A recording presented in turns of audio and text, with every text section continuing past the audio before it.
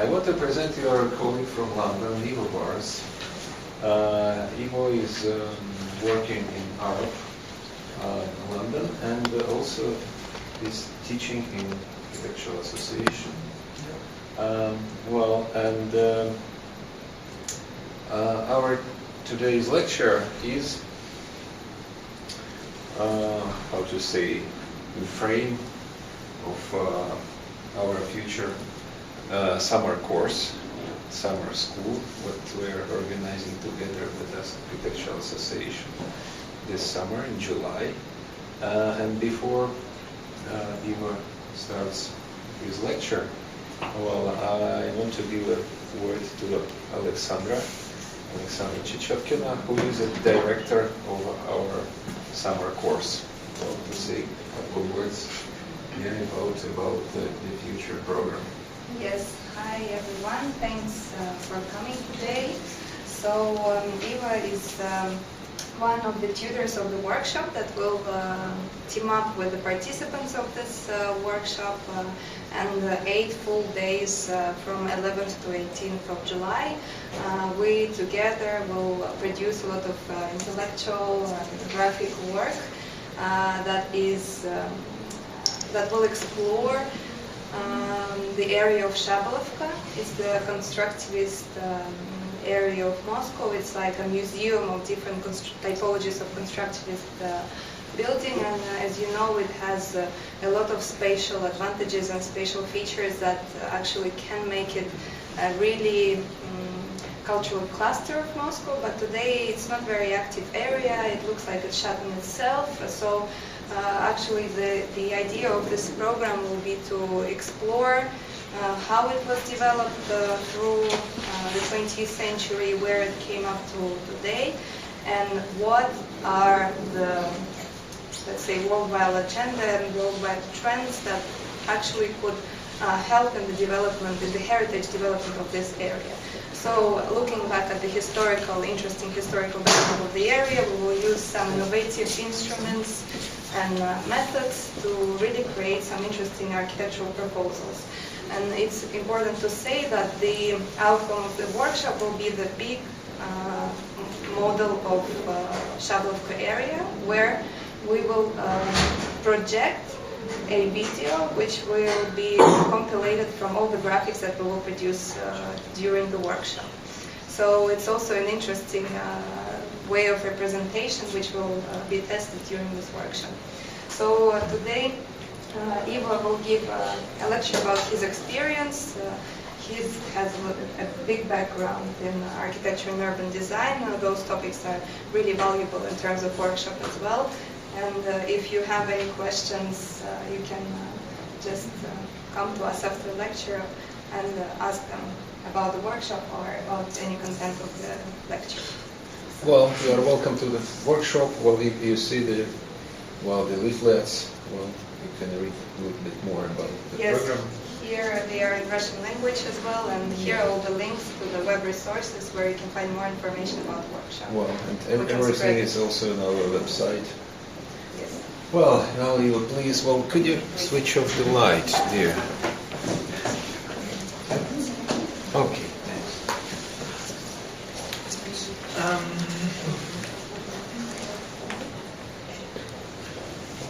My idea with this presentation is not to. I don't have an agenda behind this.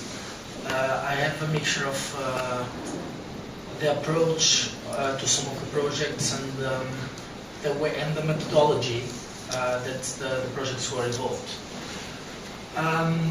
Before that, maybe I should make a prologue about how I became, I would say, this kind of architect.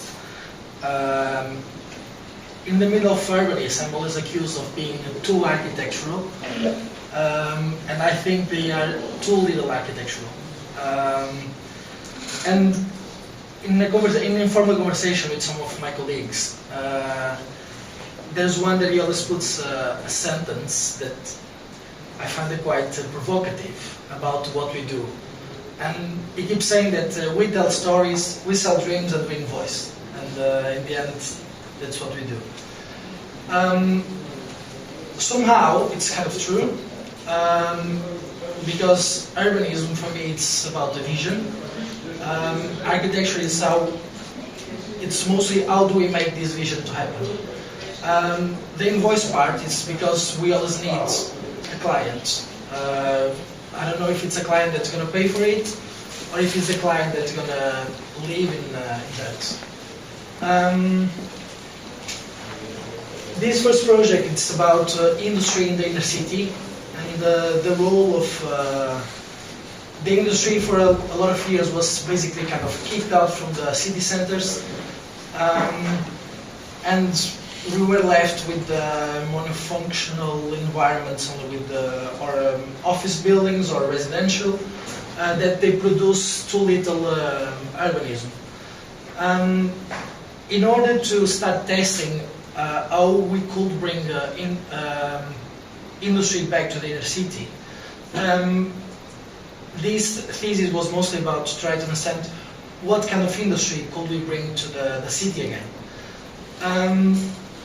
And one of the industries that's, especially in big capitals of the world, one of the industries that has been growing, it's a lot, everything related to digital fabrication, 3D printing, because it's basically what we need is to have a company, we need a laptop, a 3D printer, and maybe we could start testing and producing at the same time.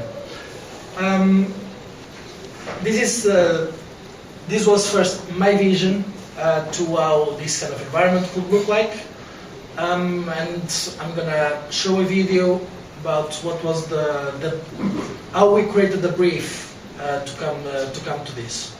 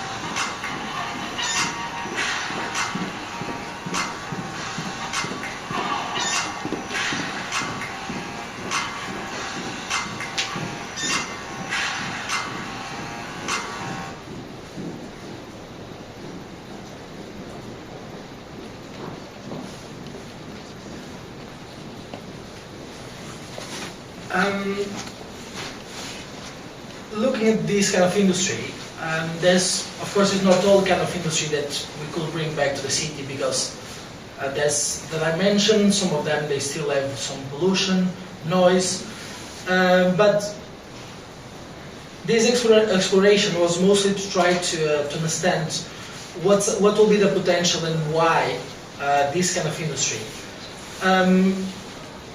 First is there are a lot of money being invested in this kind of industries, and plus the people that is associated to these kind of industries, younger professionals, and the capability that this kind of industry is still growing, and job generation. However, this kind of industry, they don't want to be in the outskirts, far away from other kind of industries like architecture, design, or wherever. They want to be where you have the buzz, where everyone is around, and they still depend a lot on the places where they're going to be clustering. Another special thing from this kind of industry is that you have the part you research while you are producing. It's not anymore the process like someone designs, someone produces, and someone's going to sell. Everything is together, so therefore they want to be in a place where they have some visibility and they promote their products and they show their skills. But for these people to exist, they also need to live somewhere. And the challenge was, how do we combine housing with industry? And in this part was where this project has started its challenges. Of course, to apply these kind of principles, it's important to understand where we're going to place. This is a map of the connections of London. I'm not going much in detail about these things, but this was mostly to try to understand where would we locate these kind of industries and why there. It has to do with the proximity to other creative clusters, economical centers, proximity to the airports, because with internet our business is not only in one place, it's the relation to London, to Moscow, to Paris, so it's like these international connections. And then it was what were the ambitions of London, because London is going through a big crisis of housing, and they've been defining strategic areas where they want those housings. However, they produce this kind of maps, which is a contradiction. These two circles show where they have the action plan, but in red is the area they map as areas that you need more employment. So the thesis starts kind of questioning this kind of contradiction and how could we reinvent these kind of clusters. So the thesis was mostly explored in all industrial area, which is this stretch, which has all the ingredients to happen. There are already some kind of some industries heading there. There's a station, and then but the problem is this area is too closed in itself. So I started from the principle of start giving some legibility to the territory. This is a little bit the vision, because this was a project done by 3 people, so we had 3 interventions. One here, I'm going to talk about this one, another one, and another one down there, to try to redevelop the entire old industrial stretch. Starting from the point of view to give legibility, this is the train station, the existing train station. But it's kind of hidden behind, under some arches, and there's not many things happening around. But as we see, most of the lines they go there. So I chose this plot and the typology that could help me to start giving legibility to the territory. So I knocked down these 2 buildings and I used one typology that could help me to reorient the entrance of the station and to create a plaza. The chosen typology was an infill, divided in 2 parts, 1 building, a gap, and another building, and all the environment will just face the inner part. And start opening the station towards this space. This is other building, which it's a new factory for industry, and it was like about with 1 block and the new entrance for the station, how cool the area start being transformed. This is the infill, with the industry on the ground floor and studios above, and all the social areas, they were facing the public realm, to try to promote 24 hours activity, during the day on the ground floor, during the night with the shared facilities that will help to bring some life to the area. After this opening, it was the time to start looking at another block, and how we could define some areas for production. So in this block, the idea was in this part to give more visibility because of the part that facing the station, production in the middle and servicing in the back part. And the rest will be almost kind of transparent and possible to see the environment we will have inside. But in the industry, not everything can be revealed. There's a part of the research that want to be hidden, which are these black elements, and to try to be positioned in one way that we could create production clusters in the middle and still have entrances for housing that happens above. So production area, these boxes are the boxes where the research will happen. The rest will be just production for 3D printers, robots, and this kind of environment, and housing stacked above. Again, production area, housing, and this a little bit how the environment will be populated. The idea with this was to try to create another system and to put emphasis where will be the servicing routes in association with other industries, and in red the areas for pedestrian and the main accessibility to the buildings. This is another project. It's a mixed-use environment. It's an old industrial area, and we needed to deliver this professional project within Arhri.ru. We needed to deliver 2,500 homes in an area that has very few connections, but it has one train station here, and the only other entrance is this one and the small gap down here. The rest is industry. This is old gas holders. That's still a danger of some of them could explode. So we needed to keep a buffer zone to the residential area. But there's another issue. In London, the territory is classified by PTOL, which has to do with the accessibility to the land. If we have low accessibility, we can deliver few homes. So once this is kind of isolated, because we have railway in the northern part, another railway running down, and basically one entry point at the moment. And as I will explain, we made another accessibility through the metro station, and this is the entire plot. This is the vision, and this is the balcony, which we call the balcony to the city. This is the center of London, and this is the view we're going to have as soon as we come out from the station. So it's kind of a first level of public space with some activity. This is the master plan that was generated by this area. As I mentioned, one railway in the northern part, another railway running in north-south. We have another connection here, and another connection through the station, which became kind of the civic center.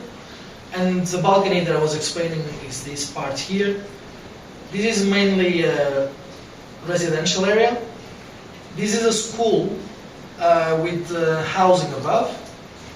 And this is an industrial yard where we have housing and industry on the ground.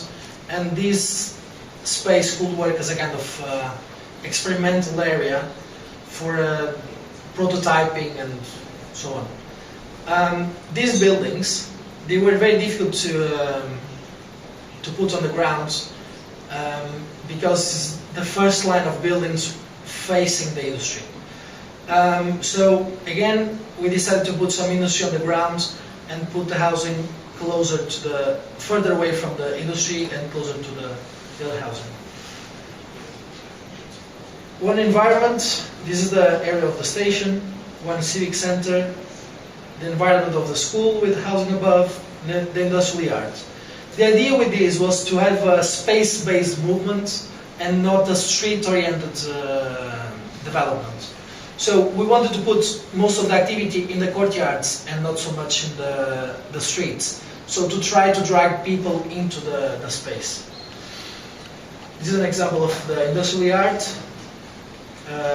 Some prototyping and servicing and this kind of environment, but it still looks like it's a residential area. Again, as you can see here. This is the environment of the housing. We wanted to make a mixture between living in a city and living in a park. And this is the environment of the school, where the school has an open corner which kind of works with stairs, which could be kind of amphitheater or something else. And this is the civic center. We have gyms, library, cafes, and we come out from the station here and we start walking down. This is a park in Brazil. I call it playing in the backyard. It was very challenging. It was an area with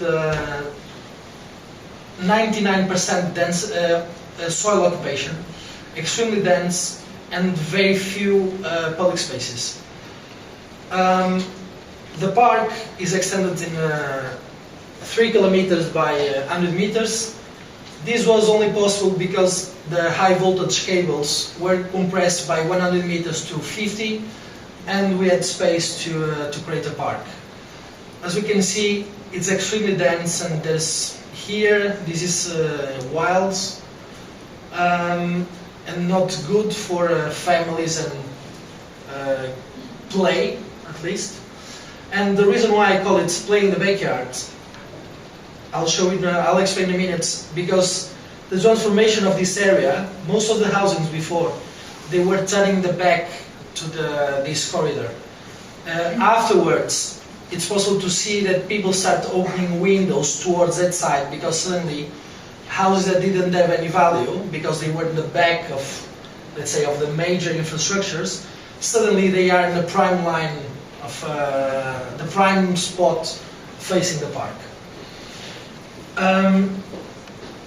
This is in relation to the city of Rio. As you can see, it's a really long park. It's a massive structure. Right now it's only this.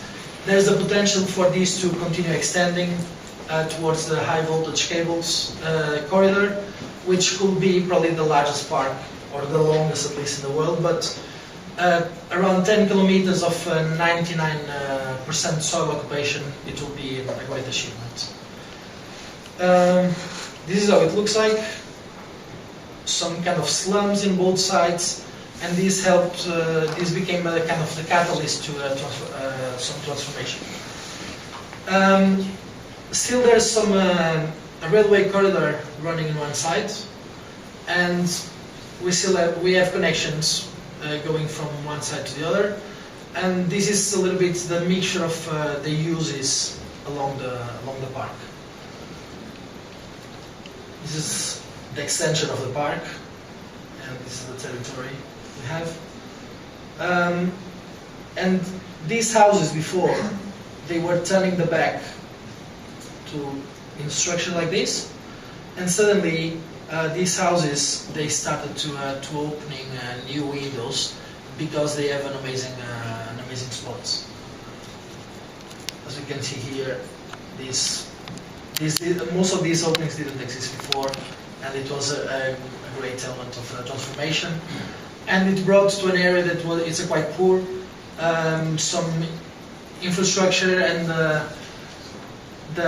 also these water features happen because it's really hot in summer, and it's been helping, and the park in itself helping to cool down the entire stretch. This is another park in London. Well, this is a residential area, but it's mostly about how a park will set the tone for a living environment. London as a green belt, where the ground needs to be open as much as possible, and the footprints, they need to be very reduced. So then we took the advantage of putting all the housing in the edges of these plots, on both sides, and use this as a park. The client, he wanted to live, he grew up in this area and he decided to leave a legacy to the future. So we are trying to negotiate a master plan to keep this as a park forever, and this is public and no one can touch. The only area, it's like 10% of the entire plot could be urbanized, and then the urbanization is in the edges. But mostly what sets the tone is the environment in the middle. These were some explorations for the typologies that we could create and the kind of environment that we would start having to the street. Terrace housing, challenge about heights and how would we densify, because in the end we also needed to deliver around 1,000 homes. And what's the scale when the territory is mostly kind of low housing? How will the start negotiate the heights and the scale of in relation to the park? Typologies, maybe a tower, maybe something else. This is a view to the park. We have commercial on the ground floor in very few points to create like a gravity center in the entire master plan. The rest will be just public realm. This project is a different tone. It's a little bit how to use railway as a catalyst, and most of the times when I think about railway, it's this element that we can't touch or we can't even get closer, and it tends to create poor environments, quite polluted. In cities, most of the cities, the stations were known in the area of non-go area. This project tends to challenge a little bit these concepts. UK is building a high-speed train, second line, and which is going to cross the country. And therefore, there are a lot of new stations being implemented. And this is one case in Leeds, where the thinking was not first about the station and then the space, but the other way around. There's already some development in the area. We were trying to understand how does the people move, because they are the only element that could bring life to a city. And then, if it's just about crossing a gap, how could we start giving some space to the area and the reference point? And then the station came after, because in the end of the day, it's an interchange place and it needs to load and unload people. And then the rest of the development comes around. This is the territory, this is the railway. There's already a railway existing there. This is a new structure for the HS2. And we have a canal. So we have two strong elements setting reference for the territory. Again, this one. One of the explorations, because there's already one existing fabric in the territory, was having this station in the middle. How could we start create stitch both sides of this part? It was about not very defined function. The other ones were about public transport, and start inviting people to come out and to appropriate the space. That's the case here, which I'm going to show later. More detailed images for this, and create all the corridors, green corridors, as we call it. So we had two challenges. One was to develop the waterfront of the canal, and the other one was to see how we could bring the two sides of the territory. This is a little bit how we will start populating the waterfronts with different activities, different parks, and create vibrant environment throughout the city. And these were some ideas to start exploring how could these crossings become something else than being a poor, dark corridor. How could we bring probably some green spaces around that will have a relation to both sides, slot some functions under the arches, probably some public activities, maybe a swimming pool, put some shops under there, maybe green walls. Just an attempt of trying to use a railway as an asset for a public realm and public space. This is the station here. This is a large park. So the idea was to try to create, and this is the civic center. The idea was through the station how we could connect these two parks, this one and this one. So there's some permeability through the station that gives different accessibilities, and then you could go up to the platforms that run in this direction and in this direction. Another one, this is a station. The railway runs here. Under we have the cinemas and theaters as an environment for off-peak hours, train station, and down here commercial activities and housing and offices stacked above. Another one, it's another part of the stretch. Office under and some industry under the arches, housing and public services on the ground, and green park in relation to these spaces. This part is mostly about how how do I explore some of these spaces and the understanding. It's not only computer. It's most of these things, they tend to start with sketches to set the environment and to see what kind of environment will we create and what's the life we want.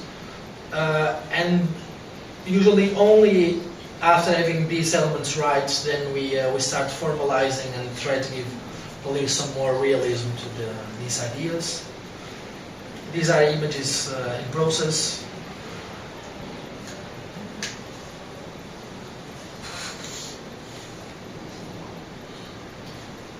Again, testing ideas about scale in relation to the streets. How does it work in section and the relation to the public realm?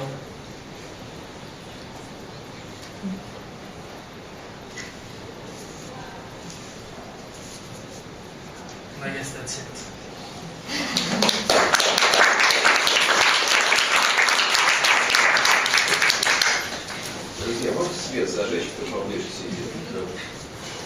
Well, thank you very much, Ivo. Well, maybe there are some questions. Yeah, maybe I I can start with my question. Well, I appreciate very much the last part of your presentation. For me, it was a surprise that you are showing the drawings. Well, for us in our school, drawings, this is a very important part of the education. And I like very much your drawings. They are very, let's say, precise. Well, it's not about not only about the graphic quality, but mostly about architectural quality. And my question is, was it a part of your education, or you started drawing independently in parallel with the school or after school? How it was integrated in your My background as an architect is based on drawing. 12 hours per week of classical drawing for 2 years. And the School of Porto, mostly the School of Porto, it's very much driven by hand drawing. And the exploration always starts from there. The drawing is most of the time is not for representation but for exploration. And there's also quite interesting thing. Especially in a city like London, where I wasn't expecting that, and a school like AA, where it's very much driven for parametricism, and it seems like the world is going in one direction. Surprisingly, if you start applying for jobs in London, one of the tools that suddenly you start seeing, and it comes before the InDesign, Illustrator, Rhino, and whatever, it's hand drawing as a main tool even in Europe, most of the reports we put, let's say, 2 images.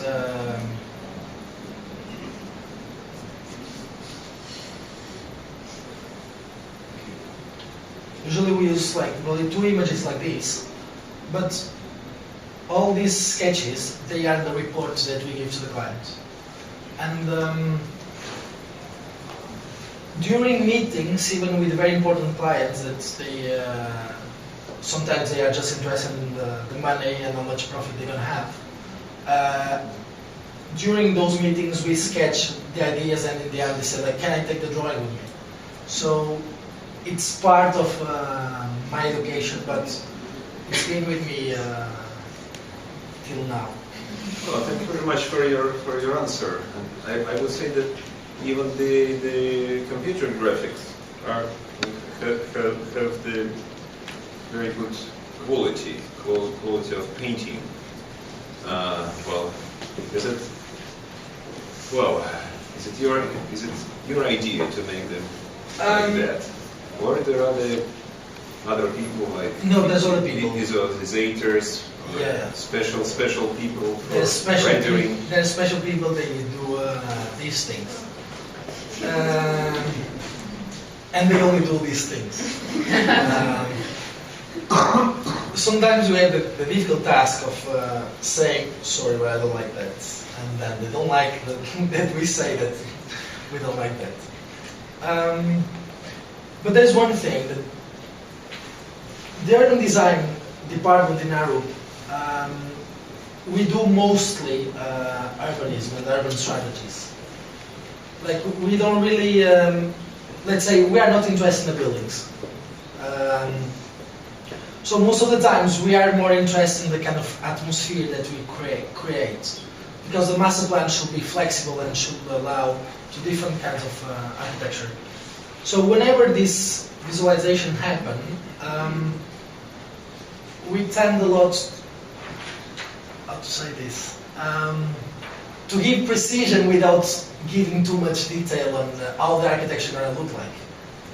Because the client at this stage is not interested in knowing how does the frame of the window going to look like. He's more interested in like what's the environment that we are creating, that probably later on this can be developed into something else. Well, thank you very much. Well, the other questions, please. Well. Yes, Ivo, you showed us just the final result of this project. Projects. Please, could you tell something about how did you develop this? How is going this process? What kind of study of research did you develop through this? Just this. How is going? One of the just select. Actually, I was talking with Alexander before about that.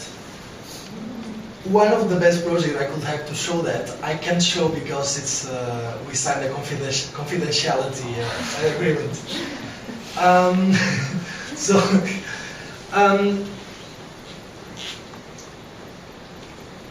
For example, talking about this project, sometimes it's about the density, and the density that the proposed density from because that's the part I feel that's the difference between architecture and doing probably master planning. With architecture, we tend to follow direct rules or guidelines straight away. when we are doing master plan, it's always a negotiation between governments and the private client. Because the client always wants a double, the borrower always wants too little because they don't want to shock the neighbors. The neighbors, they don't want anything because they prefer to be relaxed, and they don't want suddenly their traffic they're going to increase in the streets. So this process was mostly about what sets a reference first. If, for example, in the case of this, if it's the park, do we want to create a park for everyone, and then therefore we need to see how do we stitch this to the surroundings? Or would we give privilege to the people that lives there, and then we're going to create an amazing environment for this luxury housing? Or we try to give a little bit of both. So there's a research on density and how much can these areas accommodate. There's research on the type of living, a research on who's the targets mostly for these neighborhoods, if I would call it like that. But there's also one thing that's always very difficult to balance. You increase density, you increase traffic. So then the transport planners, they're going to say, you decrease density, the client is going to say, it doesn't pay for the plot and the construction. So there's a little bit a balance about a relation to what we have, and most of I'm just showing this almost in the architectural level. But most of the time before we come here, there's always like the strategic planning and the understanding of the context and the city, and to where do we gonna plug in these neighborhoods. Maybe I have a follow-up question, also referring to this image.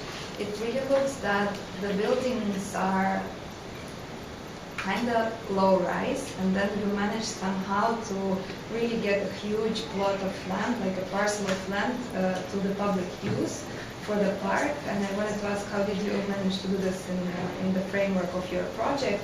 And also, tell us a bit more about the density of this exact project, because as far as I can see, this is the first line of the building, just before the park, and then do you have some neighborhood behind it? What kind of neighborhood was there, and who are the clients of this park? Let's say, who will be using that park?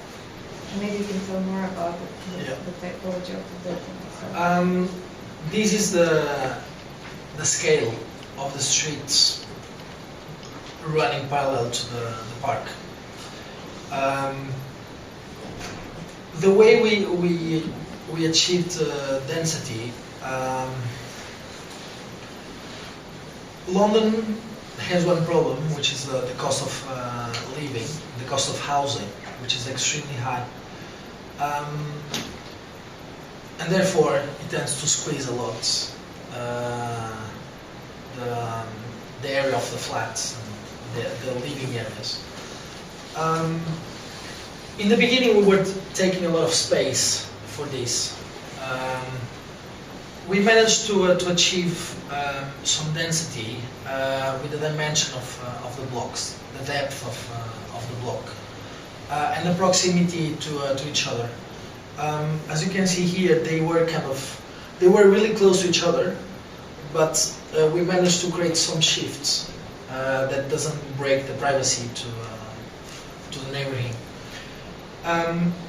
This park, the users of this park, it's much wider. It's like the larger neighborhoods.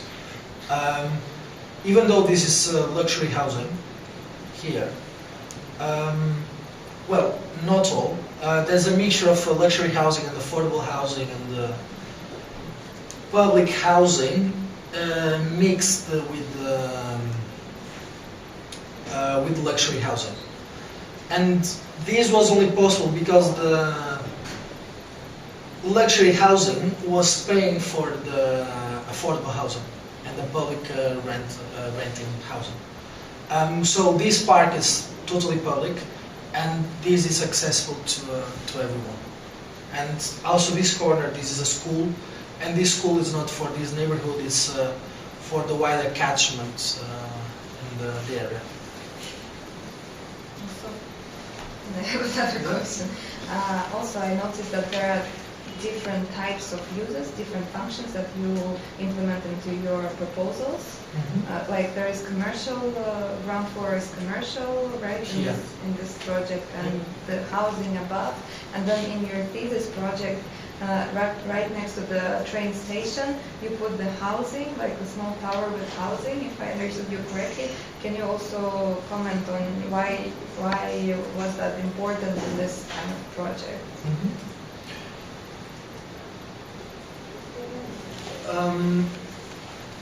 One of I just discovered I lost one slide. The housing, it's mostly the importance of having housing close, for example, in this case, close to industry, is to reduce the amount of time for commuting. Well, I had the experience today in arriving in Moscow, in the traffic. I'm sure that everyone would prefer to live close to where they work. And having the housing close to, for example, work environment, it helps to create a 24 hours environment. And having proximity to other activities. For example, in the case of this project, this upper part is a terrace that works as a mediator between the industry on the ground floor and the housing above. And this is the place of interchange of these two people. Ideally, everyone that lives here works on there, but we know that's not the case. So these became some kind of public roof terrace where these work, because the area is also quite dense, and there's a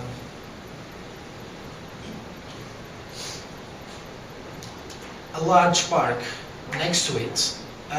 So it was mostly to question what kind of other public spaces could we have an area that already has a large park and sets a reference for barbecues and whatever. But in the daily basis, when you take a break, you don't want to go to the park that is a little bit further because you don't have time to walk and come back.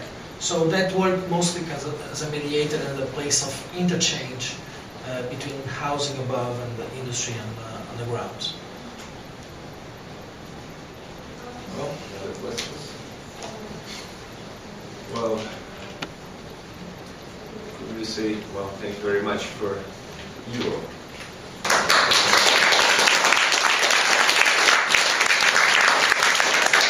The last point of today's meeting. Well, the next lecture, well, before we start our visiting school, our summer school, will be during Arch Moscow, and we invited Christopher Pierce from Architectural Association. As I remember, Christopher is the chief of all the visiting schools. Well, there are 50 or 60 visiting schools each year in different cities, not only in Moscow. Well, and you are welcome to our Moscow exhibition.